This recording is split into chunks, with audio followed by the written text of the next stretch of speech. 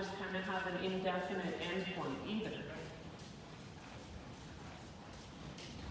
And that requires strength in your quads too, to really post from kind of hinge from like from your knee, so that your lower leg also stays very still. Okay, so you work on that, and then I'm going to pick on Lisa.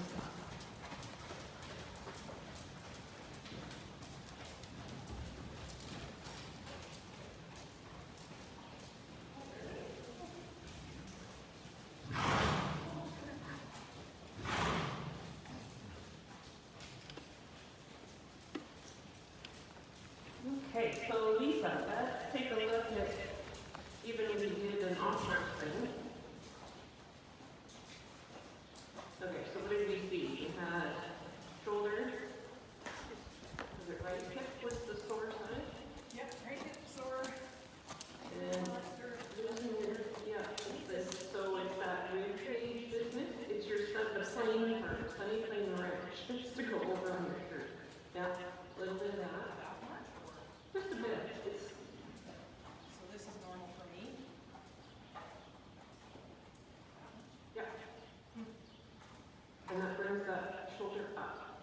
It just kind of takes you, instead of this way, it takes you that way.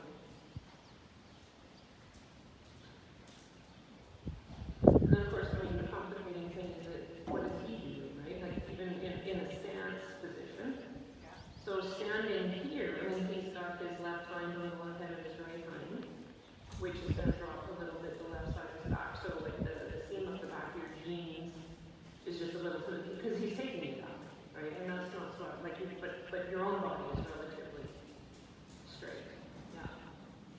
Yeah. And the bottom of your feet are like in standing anyway, are relatively the same. So now just stand up, like remember how we did the squat thing? Right? Just think of that, just go up and down. And up. Okay, so what's happening here is you're going, so go up again. You're going there when you go up, right? And you said, I think that Crystal always tells you right hip forward. That's exactly, right? Yeah, so think that has to go as forward, yes, there, right? Yeah, that too. Yeah. And when you stand in your saddle, the other part of it, just from a riding standpoint, is to keep this to here against the horse and post from here. Because if all you do is stand in your stirrup, and it's not so bad on a Western saddle because these are little, I mean, this is a nice saddle, it's quite soft. So it's probably more like English stirrups, but English stirrups are all over. So if all you stand, you're standing on a swinging platform. So if you push a lot of weight on your foot to stand up, you feel the stirrups move, right? So if I was so brave to put my hand down here and I said, okay, stand up, they'll crush my fingers. I really have to use my fingers? You have to use some of this, right? Thank you for not crushing your fingers. But at the same time, not having like a shrinking leg that loses your stirrup either, right? But if this hip, when you go up, if this hip kind of swings there and the right isn't, this whole thing is looser. So the trick is to bring the hip forward without working. Yeah, and keeping enough weight on both sides. So if you're heavy here, right, you're posting like that a little bit because you're standing on this one. If you stand here and think this has to come evenly, so you said you were a butt clencher, which isn't all bad. Think about like if you're at the gym and somebody says do a squat, on the top of your rise, you should actually squeeze your butt and like that. But you have to do it equally, right? That's how you build strength in your glutes. Because if you're a good right or a good left clencher, that's going to shoot you there too, right? So it has to feel symmetrical in that. And then the complicated part is that's fine when you're on a straight line, you can kind of sense that. But you have to keep that while you're on a bending line. And you're no longer symmetrical, right? Like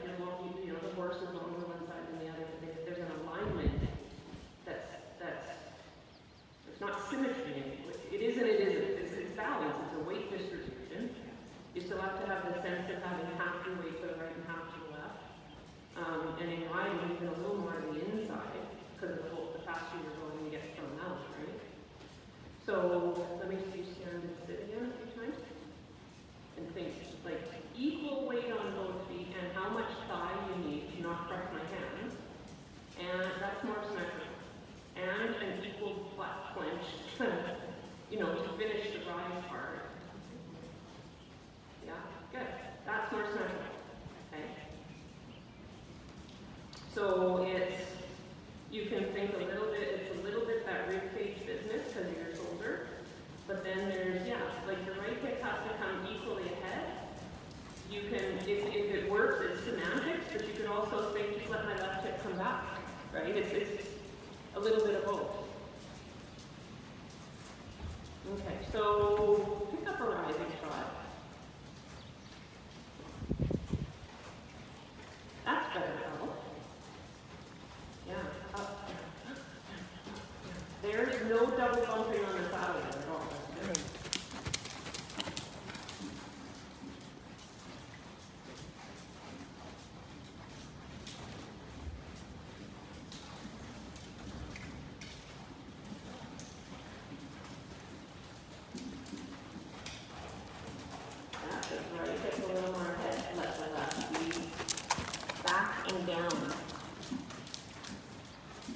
Okay, and then change rein across the diagonal. We'll start with, okay, just do it. That's okay. We'll go from K.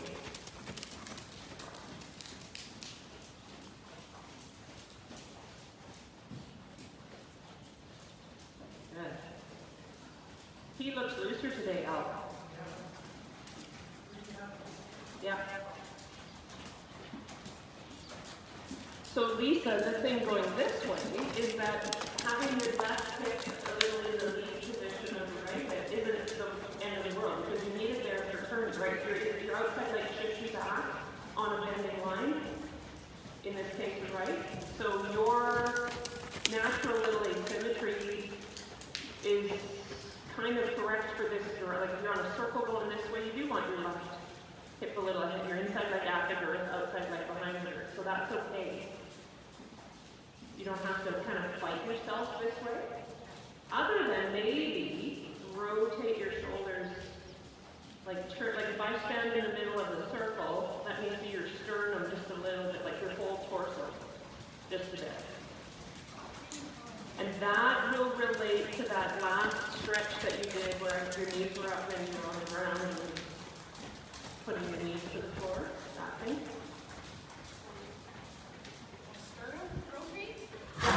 Yeah. And while doing that, not allowing your thigh to open up. Right? So it's almost like your bottom half has to rotate right while your top half rotates left. Good.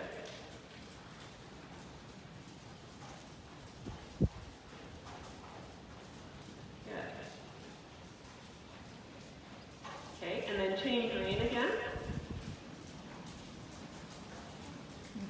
Very nice with your lower leg off. There, you're really stable with it. Yep.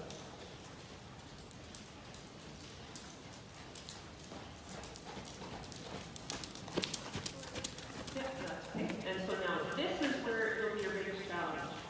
Because now you do need that right hip ahead, right leg after, left leg has to be able to come behind the girth. I'm leaving. Oh. And you still want to feel like you, on the straightaways, have equal weight both sides of your horse's back, down both legs, both feet. But when you're turning, you can keep a little bit of your weight to the right. Good. Good. And then if you feel like here as he's coming around, or that you want to kind of drop your hands down a bit and towards your knee, you probably just need to shorten your knees just an inch or two. So your hands can stay in that nice working position.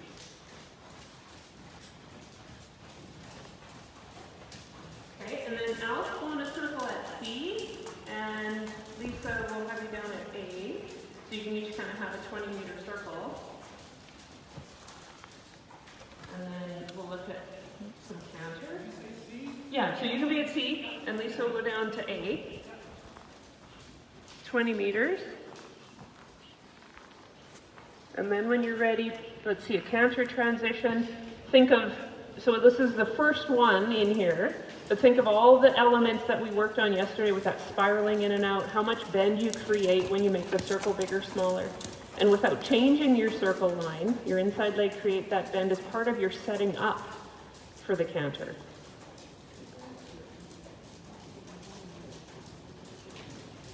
Good. Mhm.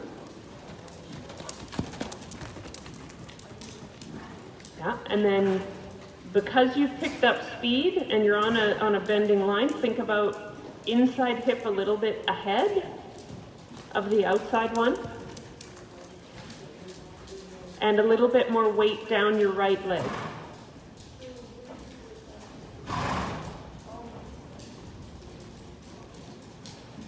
Oops, wrong leads. Yeah, just come back, rebalance the trot. Just, yeah, he's a little over fast. Oh, yeah. Good. Good, and then come back to trot. So a little bit when you're cantering in here on the smaller circle, your upper body turns, which is fine, but it actually, your hips are going with it. So this part's okay, maybe like not that much, so be there, but then think about this staying more ahead. You could feel it, I know. So what happens is you're turning your body, but then you're losing yourself there as you're cantering. And then that, I mean, if they get leaning, I mean, it doesn't allow you a good outside leg. So it's a little, so your upper body is fine where it is, but we can't let that go. So it's facing around the turn with your upper body, but feeling like you probably do lunges at the gym. Imagine how that would feel to ride each stride of the canter. Keep this ahead. So that's what I was saying to Lisa. It's almost when you ride on a bending line on a horse, you think in terms of your shoulders staying parallel to theirs. So his shoulders are going that way. So that's this turn. But your hips have to stay parallel with his because we ride inside leg on, outside leg back. So it's like your sternum faces this way, but your belly button faces that way. If you can, yeah. And so that combined with the stepping here, it's the stepping here that does this. Because if all I said was do this, you're still going to fall out over here. You can twist, but you're still over here. The biggest issue, it's partly the twist part, but a bigger part of the issue is the keeping your weight inside front corner. So pick up your canter again. And of course that doesn't happen in the trot because when you're not at speed, and so centrifugal force from physics, but also because when he's on a right lead canter, how his body gets bent. So think lunge into that right front stirrup. So your upper body's fine, but lunge into that right stirrup. Yes. Different, right? But it takes some, and he's turning better. Yep. And he doesn't have to run, right? It's different. It's way better balance. Yeah, careful. You're starting to slip away. Yeah, lunge again into the right front. Yeah, there. Good. He's like, thank you. He's like, thanks, Al. Because if you get this happening, then he feels, I got to stay under my rider. So he goes more, you go more, he goes more, you go more. And you're trying to canter over there, but everybody's going over here. Yeah, and all you have to do is go canter over here. Yeah, he could go, he wasn't going scrambling. Yeah. Okay. Okay, Lisa. So let me see your left canter.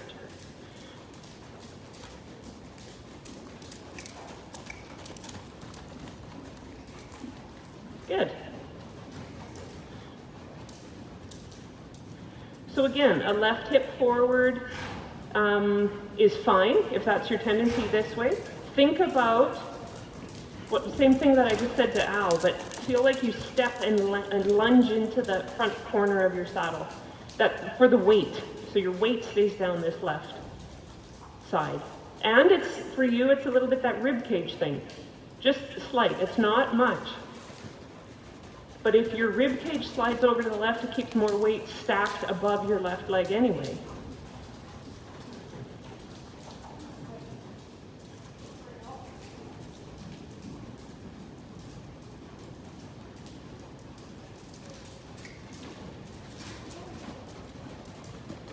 good. Good, okay, let me see the other side.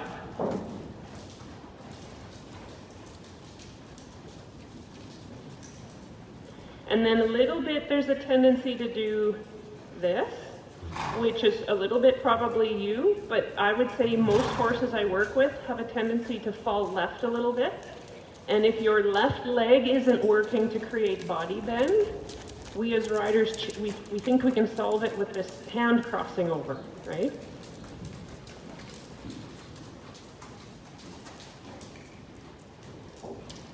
Okay, so now this is where you have to think right hip ahead. Yeah, so your weight to the right is probably fine. We just don't, it doesn't need to be excessive, but just to make sure you're not falling out. So if you, can you ride him with one hand on the rein? Try to put all your reins, in your right hand and put your left hand on the back of your saddle. So your outside hand is just going to hold the outside of the saddle. Yeah, you're out, yeah.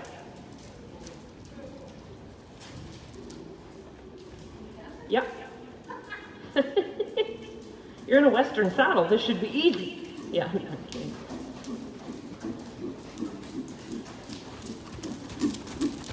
And think right hip ahead as you do it.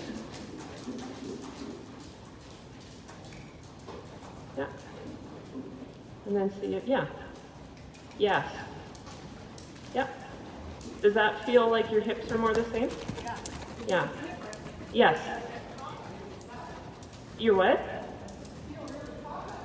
Yes. And it's the trouble with it is that I don't really want your torso that much turned, but as you turn your torso to the right, you're falling back here. So as you, where your chest was to the right was fine, but this was going with it. And trying to push that up there kind of wasn't working. And so what I attempted was for you to go here to get this, and you got that, but then he's like, well, shouldn't we be turning the other way?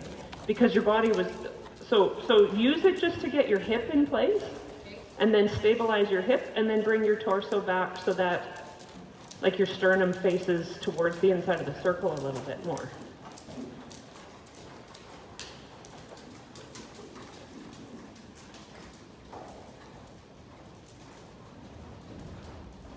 See, like right there, your hip goes back, and think, and it will because of how his canter is, but don't let it go so far back, right?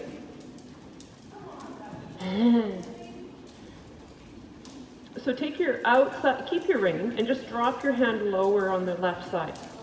Yeah, just your elbow a little tucked in there, and hold again. So this doesn't have to turn any extra, but feel like you,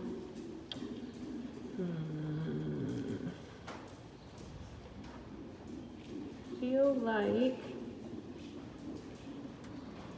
when you do this hip flexor stretch, feel that a little on this side, like your left leg. It's kind of awkward because I don't really want your, so if we do want your inside leg on the girth and your outside leg back, but if this gets too forward, this happens, right? So it's a little bit towards that direction, up in here, because this is too closed.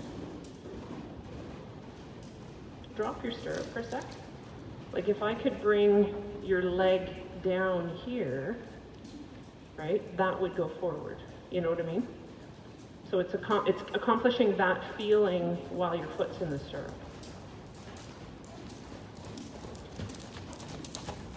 Yes, yeah, yeah. If I could put a folded up towel under here, right? Those kind of images, it's just you create that from that glute.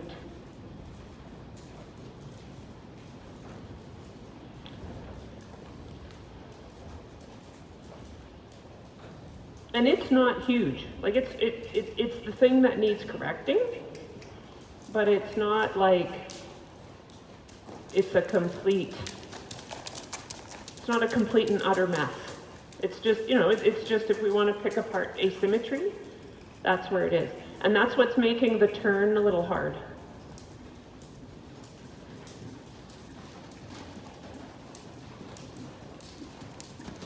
Good. And then also try to maybe, when you're riding, a little bit, look a little more between his ears. So when you're on your circle, it's a combination. So you can see where you want to go ahead of you, but you also have to be able to see between his ears. So you're watching. All the time because I focus like a laser on his head. And I'm not looking where I'm going, and he doesn't. Right. But, so think about lining those things up. Because what's happening is, like right now, I see you looking where you're going, but he's over here. And so you have to stay there, but bring him to here. If that makes sense. Because yeah, if you looked at his ears over there, he is going that way. Yeah. But don't look too far across your circle. So it depends. Sometimes I have to have people, it depends what their body's doing. I will tell them to focus on the middle of their circle and keep this distance the same. But you're already turning enough, I think, in your upper body. But he's not, right? So just halt for a sec. So if he is on your circle line, so yeah, halt kind of, yeah, out there. So let's say your 20-meter circle is something like this, right? It's not a steep curve.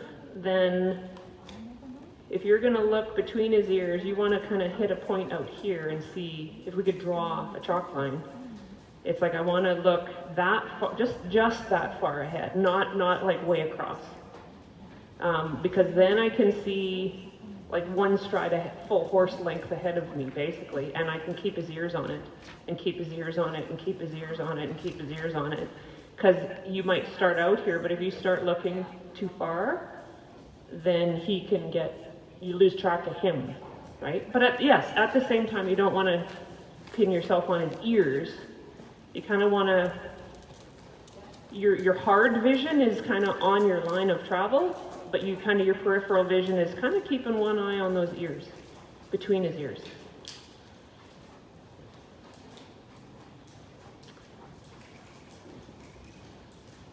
Yeah, yeah, yeah.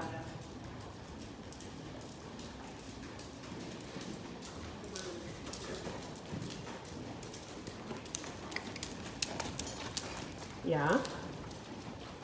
Good.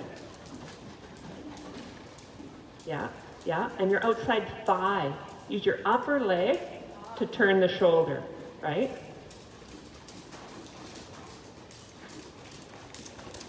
So you don't want to be grippy with your knees, but I do think like your thighs become like, if I'm a little kid playing with little toy cars, I use my fingers to grab the car and pick it up and turn it and steer it. And he's you steer him between your knee and thigh a little bit. So there has to be a little bit of torque and leverage, and that's where some lower core strength comes in to help him turn. Because we all know in principle, grabbing more inside rein doesn't help, right? But you have to turn him by his rib cage and shoulders. Now my foot's almost through the stirrup. Drives me nuts.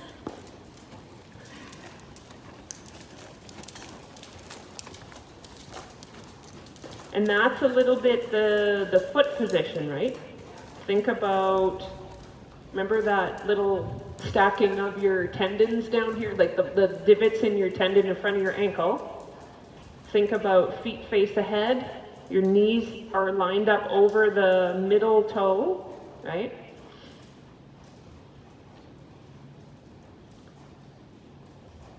Okay, and then change rein again. And let's see the right turn again.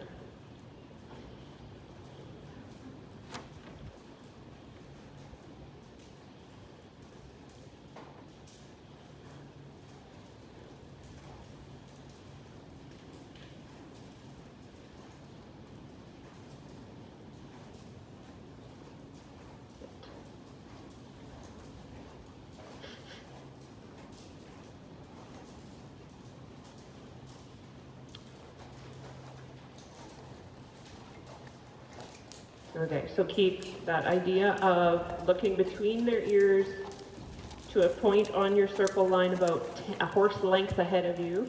Keep their ears lined up with that, and then your outside aids turn the shoulder. But your weight has to take them to the inside turn as well.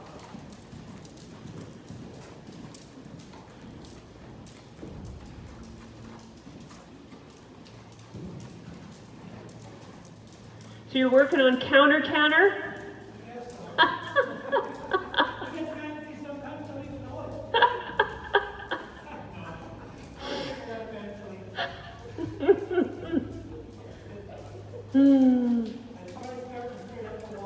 Yeah, well, that's hard, right? That is a skill. It's one thing to pick up canter on a bending line, but a whole nother ball game to do it on a straight line. Yeah. Too funny.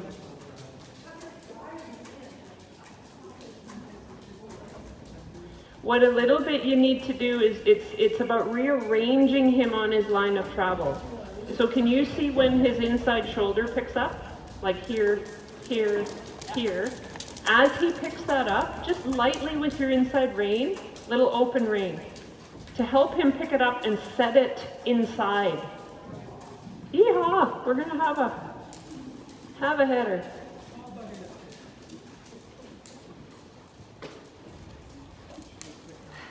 Yeah, yeah, and then pick up your canter. And same thing, as he does the upbeat, you're going to help him turn a little bit. He has to follow that inside rein, but yes, it's your outside aids too. Okay, so cantering and keep turning. Outside thigh, turn him, turn him, turn him, turn him, turn him. Your weight to the inside front corner. A little bit right rein now, now, now, now, now, now, and your left upper leg. So that diagonal pair of aids also has to work. We focus so much on inside leg, outside rein, but the outside leg, inside rein also is a big part of turning the shoulder. Okay, and then pick up your canter. Yeah, and turn. And if he loses your turn, just trot up here to help take away the speed. Like there, he doesn't turn his, yes, good fix. He started out not wanting to turn the shoulder enough, and then you got it. Yes, yes, yes. Good. Better. Yes. You got all the right pieces together, right?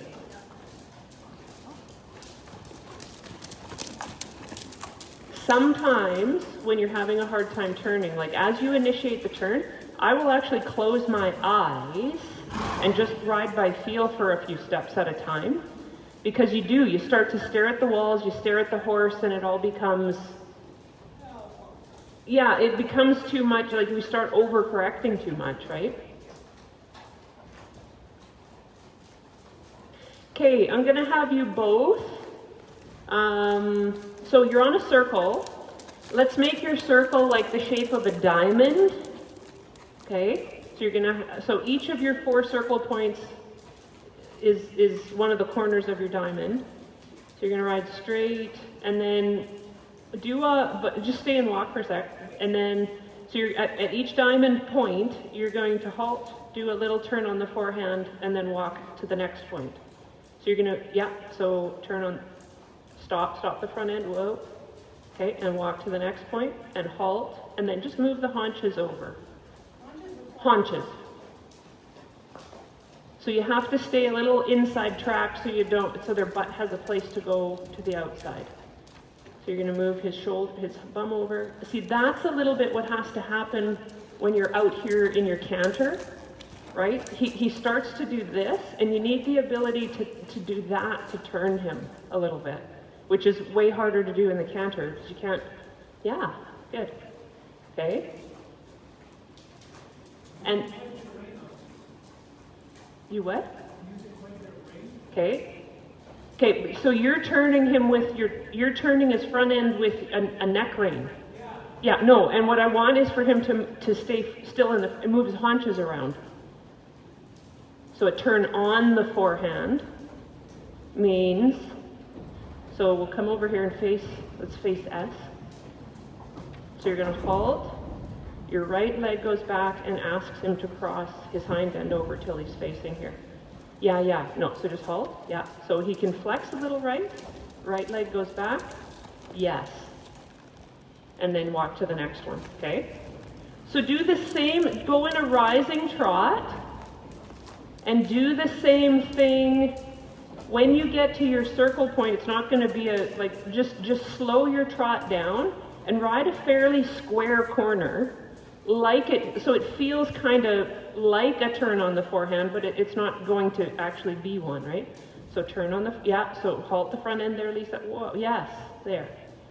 That's where your outside aid has to say, no, the shoulder has to stop and turn, right?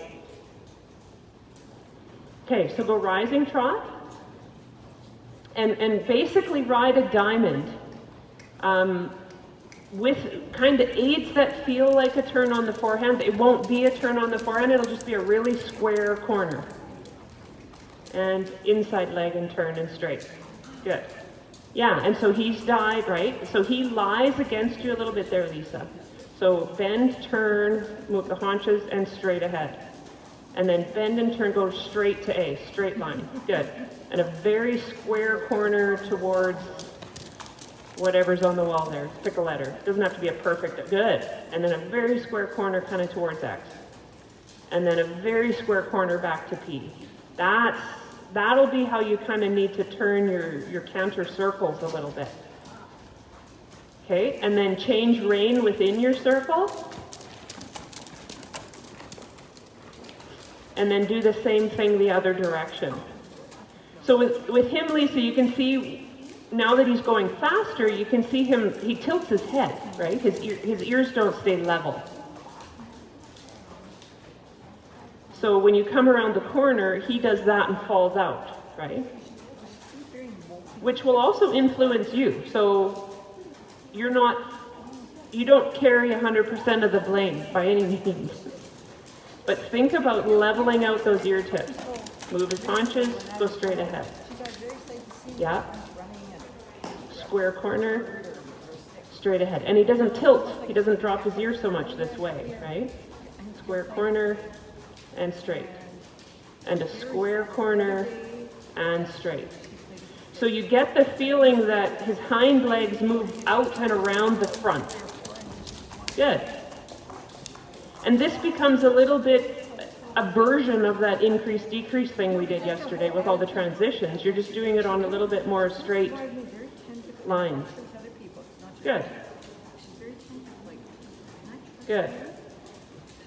Okay, and then come back to walk.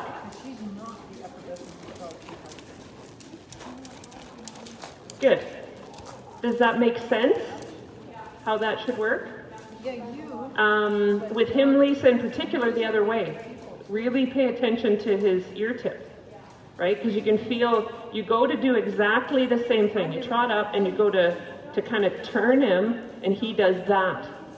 So that's your outside leg. If your outside leg is kind of light, it's not kind of keeping him here, so that when this one pushes, he actually crosses like that. Instead of, it's like if you think of him as withers and sternum, he rolls himself like that, right? Yes, yeah. Well, English riders do that too. When your leg doesn't work, we do it with our arms and our neck, and we clench our teeth, because that'll work, right? But you're not that, I see, that whole hip and crooked whatever, it's not like huge in the saddle. And some of it is him. Yeah. And that's why he doesn't kind of bend, he tilts instead of bending. And then that causes him to shoot out.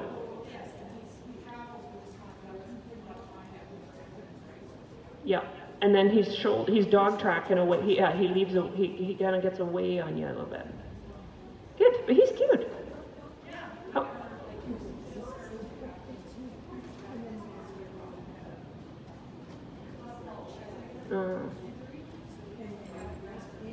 Yeah.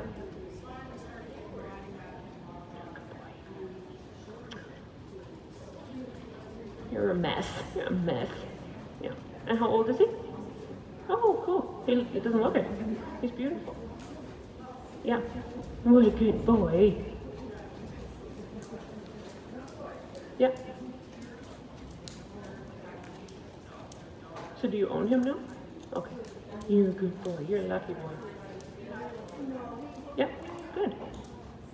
You're very, you make eye contact. Yeah. You're one of those. Grumpy old man. Good. Oh, you're creeping in. Yeah, he's like, pet me more. Pet me more. You're welcome.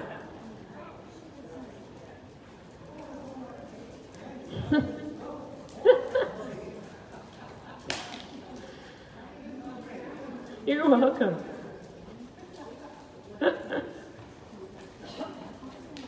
Okie doke.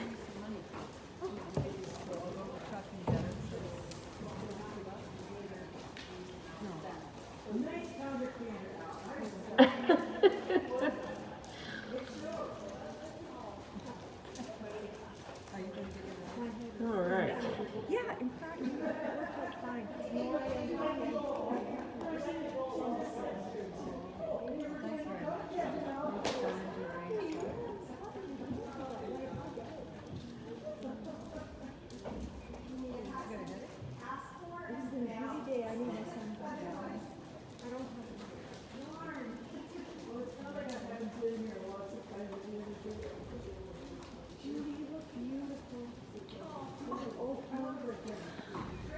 Opal looks beautiful.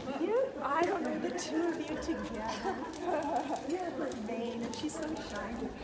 Julie's doted on her. All horses glow. This is your leg. What? Oh, my leg is too short. Sorry, I know it last. I was gonna say, you got jumping length stirrups in that other saddle. We share this saddle. This is my saddle we share.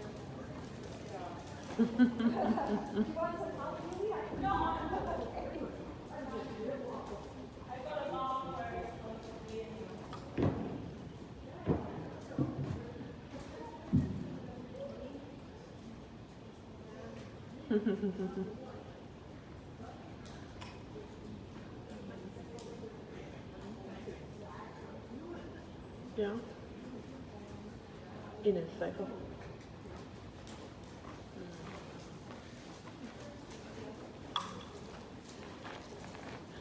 We only want to know about the one. Well, at least you have an answer, right? Like he's